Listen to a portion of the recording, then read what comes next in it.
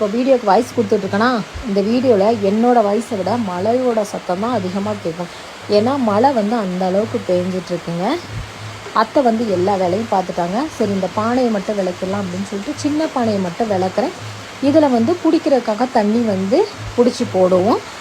மழை நேரம் அப்படின்னாலே பைப்பில் தண்ணி ரொம்ப மண்டியாக வருங்க. எதுக்காக அப்படின்னு பார்த்தீங்கன்னா நமக்கு தண்ணி பைப்பில் வரக்கூடிய தண்ணி எல்லாமே இயற்கையாக ஃபால்ஸு ஊற்று இந்த மாதிரி இடத்துலேருந்து வரக்கூடிய தண்ணி தான். அதனால் மழை நேரம் குளுன்னு தான் வரும். நைட்டே தண்ணியெல்லாம் பிடிச்சி வச்சிடலாம் அப்படிங்கிறதுக்காக சின்ன பானையெல்லாம் விளக்க ஆரம்பிச்சிட்டேன். அப்புறம் புழங்குறதுக்காக 2 குடம் வச்சுருக்கோங்க, பிளாஸ்டிக் குடம். அந்த குடத்துல எப்போதுமே தண்ணி பிடிச்சி வச்சுட்டு ஃபில்ட்ரு பண்ணி அதுலேருந்து தான் தண்ணி எடுத்து நாங்கள் வந்து எப்போதுமே யூஸ் பண்ணுவோம். பைப்பில் தண்ணியும் கொஞ்சமாக தான் வருது. இந்த குடம் தாங்க வச்சுருக்கோம். இது வந்து அம்மா வாங்கி கொடுத்த குடம் எனக்கு. இந்த குடத்தையுமே நல்லா விளக்கிட்டு குடத்து தண்ணியை வந்து ரெகுலராக டெய்லி மாற்றிடுவோங்க. நைட்டு இல்லைன்னா காலையில் வந்து ரெகுலராக மாற்றிடுவோம்.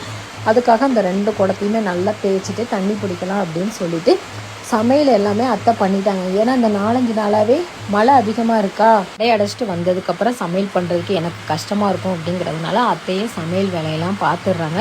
சரி இந்த குடத்தையாவது நம்ம விளக்கி தண்ணி பிடிச்சி வச்சிடலாம் அப்படிங்கிறதுக்காக 2 குடத்தையுமே விளக்கிட்டாங்க. ரெகுலராக குடத்தை விளக்கிடுவோங்க. இந்த 2 குடம் தான் இருக்குது. நம்ம ஊர் மாதிரி சில்வர் பாத்திரங்கள், சில்வர் குடம், அந்த தவளைப்பானை அதெல்லாம் இங்கே யூஸ் பண்ணுறது கிடையாது. இந்த குடத்தை மட்டும் அத்தியாவசியத்துக்கு நம்ம வந்து யூஸ் பண்ணிடுவோம். இதை கழுவிட்டு தண்ணி பிடிச்சிட்டு வச்சுட்டு அப்புறமா எல்லாேருக்கும் சாப்பாடு போட்டு கொடுக்கலாம் அப்படிங்கிறதுக்காக. மழை நல்ல மழையாக இருக்குது.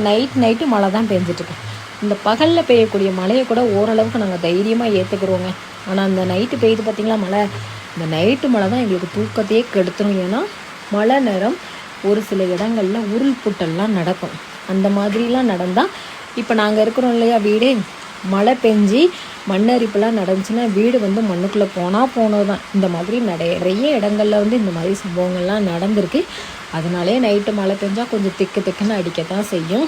அப்பப்போ நைட்டு முழிச்சு பார்த்துப்போம்.